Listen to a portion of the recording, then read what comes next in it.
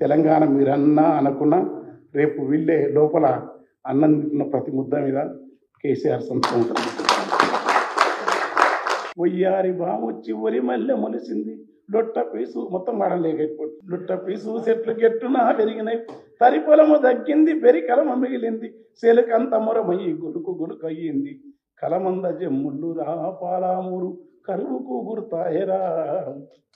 గుక్కిచ్చి గుక్కిచ్చి bore దుంకుతుంటే ఒక్కటన్నా మడి సిక్కగా దడవదు, వంకాయ తోటేసి నొట్టి పోయిందిరా, మిరప నాటుకుంటే ఉరిపోయినాదిరా, నాసుపచ్చని బావులా తెలంగాణ నా పరాళ్ళు తేలేరా.